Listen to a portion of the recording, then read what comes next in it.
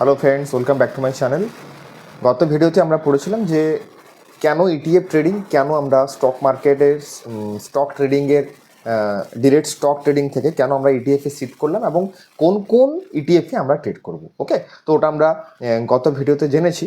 যারা দেখতে চান ওটা কিন্তু আমার প্রিভিয়াস ভিডিওতে কিন্তু আপনারা কিন্তু পেয়ে যাবেন। ওকে, তো আজকে যেটা আমরা আলোচনা করব যে টেকনিক্যাল অ্যানালাইসিস অফ ইটিএফ। ওকে, এটাও কিন্তু স্টকের মতো, কিন্তু রিস্কটাকে কিন্তু আমরা মিনিমাইজ করার জন্য কিন্তু ইটিএফ ট্রেডিং করছি এবং তার আজকে টেকনিক্যাল অ্যানালাইসিস নিয়ে কিন্তু আমরা আজকে আলোচনা করব। ওকে, আশা করি আপনাদের সময়ের মূল্য আমি দিতে পারবো।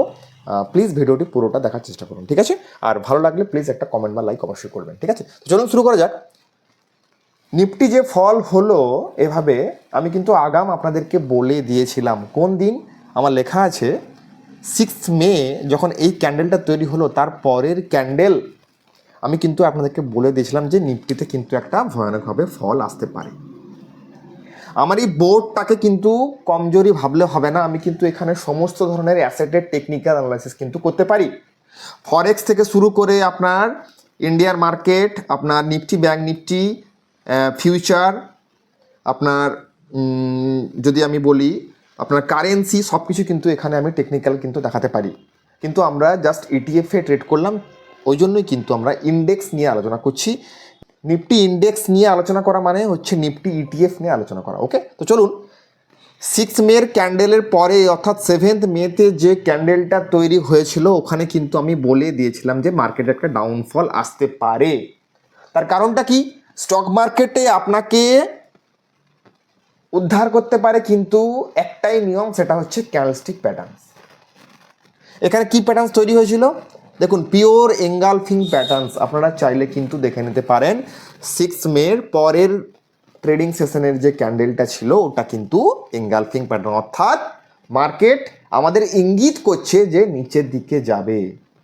আমরা যদি এই সমস্ত ব্যাপারগুলো না দেখতে পারি তাহলে কিন্তু আমরা সারা জীবন ওই ধরনের কি বলুন দেখি টেকনিক্যাল অ্যানালাইসিস কিন্তু ব্যবহার করব এবং কোনো কিন্তু আমাদের ট্রেডিং লাইফে কিন্তু কোনো ইম্প্যাক্ট কিন্তু ফেলতে পারে না। আমরা সারা জীবন এমএসিডি ইউজ করব, আরএসআই লাগাবো, মুভিং এভারেজ লাগাবো, কিন্তু এসবের কোনো বাস্তবে কিন্তু এদের কোনো দাম নেই।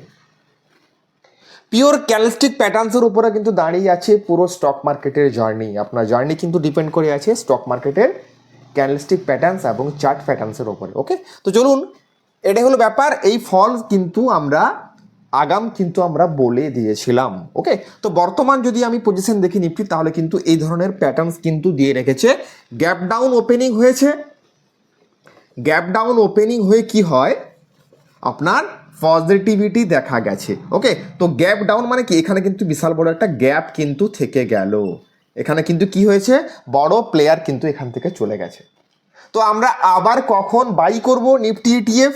নিফটি ইটিএফ অর্থাৎ নিফটিকে আমরা আলোচনা করছি নিফটি নিয়ে। তো আবার কখন আমরা বাই করব? যখন এখানে একটা পজিটিভ সিগন্যাল আমরা পাবো, সেখানে কিন্তু আমরা বাই করব। আমার টেলিগ্রাম চ্যানেল যোগ হয়েছেন, সেখানে কিন্তু আমরা ডে টু ডে যখনই আমাদের কলগুলো আমরা পাই সেখানে কিন্তু আমরা জানিয়ে দেওয়ার চেষ্টা করি। ওকে, তো চলুন, এই হলো ব্যাপার। মোটামুটি এখানে কিন্তু এখন মার্কেটে কিন্তু উইকনেস কিন্তু রয়েছে। আমরা পিওর ক্যান্ডেলস্টিক প্যাটার্নস যখন আমাদের বাই সিগন্যাল না দেবে ততক্ষণ কিন্তু আমরা কোনো জায়গাতে ট্রেড নেব না। ট্রেড হচ্ছে 90% টাইম কিন্তু আপনাদের ওয়েট করতে হয় আমাদেরকে, এটা কিন্তু আমরা আগেই পড়েছি।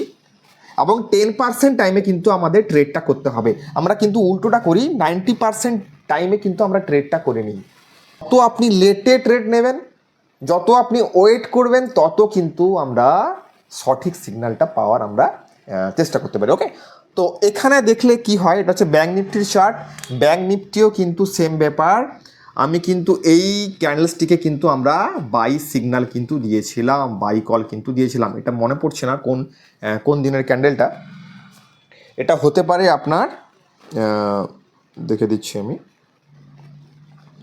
আপনার ব্যাংক নিফটি যদি আমি দেখি তাহলে আমরা এখানে বাই সিগন্যাল দিয়েছিলাম কোন তারিখ দেখুন, এটা হচ্ছে 28 এপ্রিল।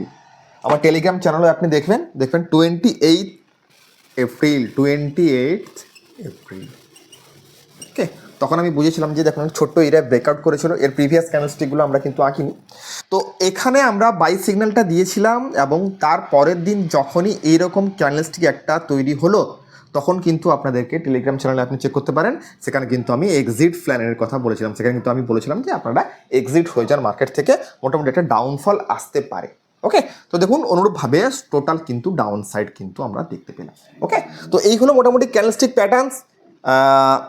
আমরা যখনই কোনো ট্রেডের মধ্যে থাকবো বা ট্রেডটা নেব, সেখানে কিন্তু ক্যান্ডেলস্টিক প্যাটার্নসের মাধ্যমে কিন্তু আপনাকে ডিসাইডিংটা করতে হবে যে আমরা স্টকটাকে বা ইটিএফকে বাই করব না সেল করব, না বাই করতে পারি বা সেল তো করা যাবে না, বাই করব না সেখান থেকে এক্সিট হয়ে যাব। এই হলো মোটামুটি টেকনিক্যাল অ্যানালাইসিস। এরপরে যদি আমরা দেখি আরেকটা টেকনিক্যাল অ্যানালাইসিস আমরা করব, সেটা হচ্ছে আমাদের আপনাদের আইটি ইন্ডেক্স। ওকে, তো আইটি ইন্ডেক্স নিয়ে চলুন। আইটি ইন্ডেক্সের ব্যাপারে যদি বর্তমান আমরা ভিউ নিতে পারি তাহলে কিভাবে আমরা এটাকে নিতে পারি। ওকে, তো চলুন দেখি। দেখুন আইটি ইন্ডেক্স কি হয়েছে। আইটি ইন্ডেক্সে যদি আমি গত 4 দিনের ক্যান্ডেল দেখি, দেখুন একটা নেগেটিভ ক্যান্ডেল, এভাবে একটা নেগেটিভ ক্যান্ডেল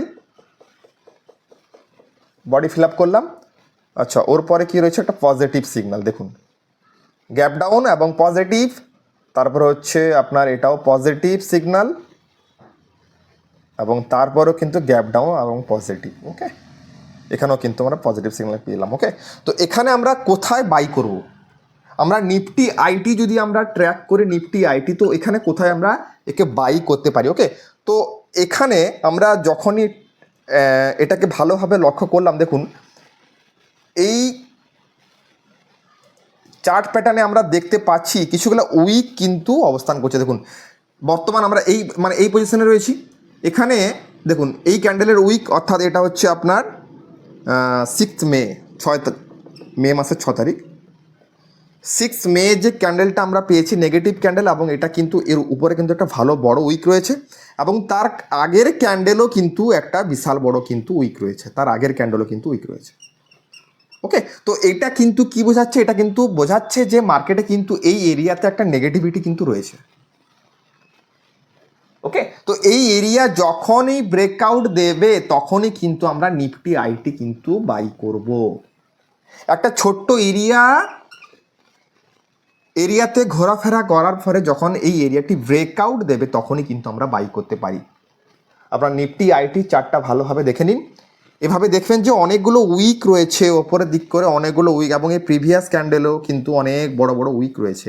এই উইকগুলো কী বোঝাচ্ছে, এটা কিন্তু উইকনেস বোঝাচ্ছে, উইকনেস, মার্কেটে কিন্তু উইকনেস রয়েছে, এখন কিন্তু আমরা বাই করতে পারি না। আর একটা পজিটিভ দিক কী রয়েছে, এখানে কিন্তু একটা এরিয়াতে মার্কেট কিন্তু গ্যাপ ডাউন হয়ে ওপরের দিকে যাওয়ার চেষ্টা করছে 1 টাইম 2 টাইমস, অর্থাৎ এই জায়গাতে কোনো না কোনো ক্ষেত্রে একটা ডিমান্ড জোন কিন্তু আমাদের তৈরি হচ্ছে।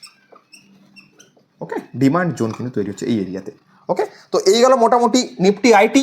এভাবে কিন্তু আমরা যে বলেছিলাম যে 5টা ইটিএফ কী কী ছিল আমাদের, নিফটি আইটি ছিল আপনার, কী কী ছিল আবার একটু আমি যদি রিভিশন করে নিই, নিফটি 50, আচ্ছা ব্যাংক নিফটি, আচ্ছা নিফটি আইটি, আর কি ছিল নিফটি অটো, নিফটি ফার্মা, আর কি ছিল গোল্ড ইটিএফ এবং সিপিএস। ওকে, তো এই 6টা ইটিএফের আমরা ট্র্যাক করব। আমি 3টে ইটিএফের টেকনিক্যাল বলে দিলাম, 1, 2 and 3। ওকে, তো বাকিগুলো আপনারা কিন্তু বাড়িতে চেষ্টা করুন, আর যদি কোনো প্রবলেম হয় স্ক্রিনে দেওয়া নম্বরে কিন্তু আমাকে যোগাযোগ কিন্তু করতে পারেন, আমি কিন্তু হেল্প করার কিন্তু চেষ্টা করতে পারি। ওকে, তো এই হলো মোটামুটি আজকের টেকনিক্যাল অ্যানালাইসিস। আশা করি আপনাদের ভিডিওটি ভালো লেগেছে। আর আমাদের নেক্সট ব্যাচ কিন্তু শুরু হচ্ছে আগামী সপ্তাহে। তো যারা টেকনিক্যাল অ্যানালাইসিসে ক্লাস শিখতে চান, মানে সলিডভাবে টেকনিক্যাল শিখতে চান, তারা কিন্তু স্ক্রিনে দেওয়া নম্বরে যোগাযোগ করতে পারেন। ওকে, তো এইগুলো মোটামুটি আজকের ভিডিও, দেখা হচ্ছে পরবর্তী ভিডিওতে, বাই।